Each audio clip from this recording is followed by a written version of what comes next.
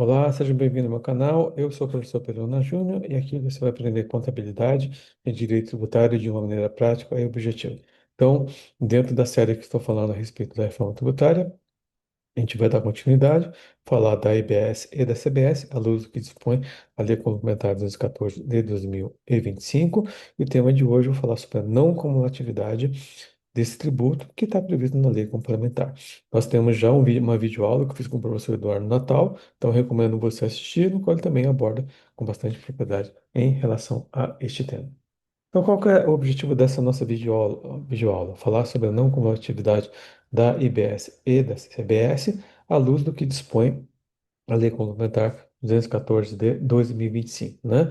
Então, o princípio da não cumulatividade da CBS e da EBS está previsto nos artigos 47 a 56 da Lei Complementar número 214 de 2025, né?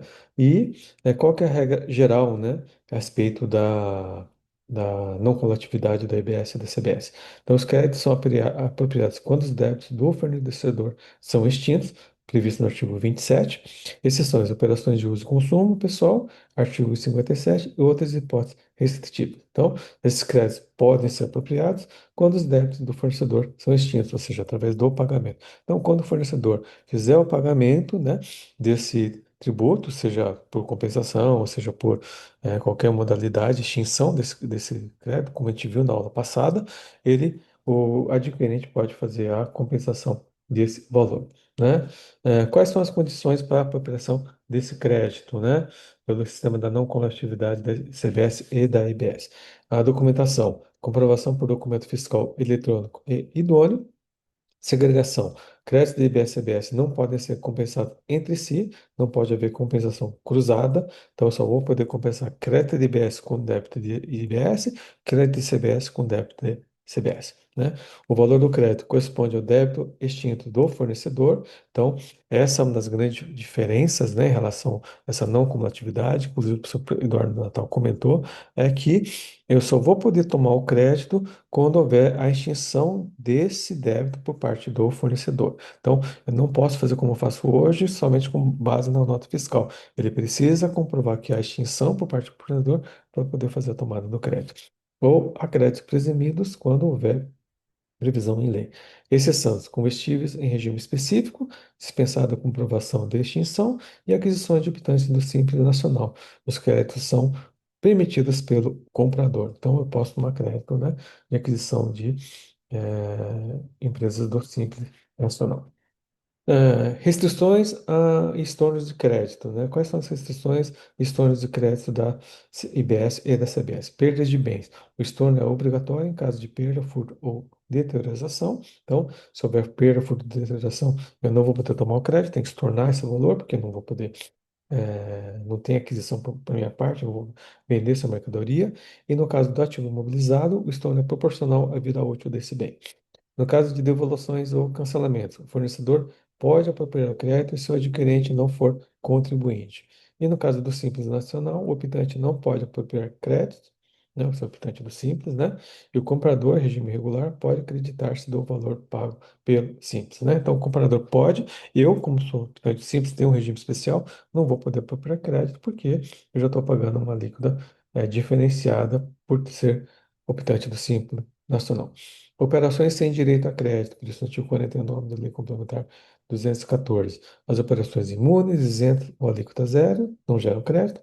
Exceções, crédito presumido, no caso das exportações. Suspensão. O crédito só pode ser apropriado após a extinção do débito. Então, enquanto não houver extinção por parte do fornecedor, está suspensa a tomada do crédito, né? E eu só vou poder tomar crédito quando houver a comprovação dessa extinção, pelo pagamento, por compensação, split payment, aí eu vou poder tomar o crédito. Efeito no caso da imunidade ou isenção, anulação de créditos anteriores proporcional ao valor das operações isentas, tá? E exceções, né, em exportações e operações específicas que estão tratadas no artigo 49 da Lei Complementar 214 de 2025. E como é que eu vou poder utilizar esses créditos, né, no regime da não cumulatividade? Tem uma ordem de compensação. Então, qual que é essa ordem?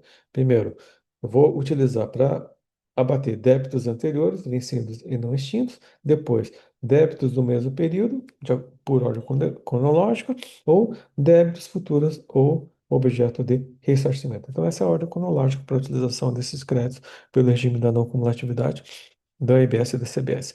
É, esses créditos, né, eles não podem, são corrigidos monetariamente, né, ou seja, não tem correção, e o contribuinte tem um prazo de 5 anos para poder fazer a utilização, nos termos do que dispõe o artigo 54 da Lei Complementar 214 de 2025.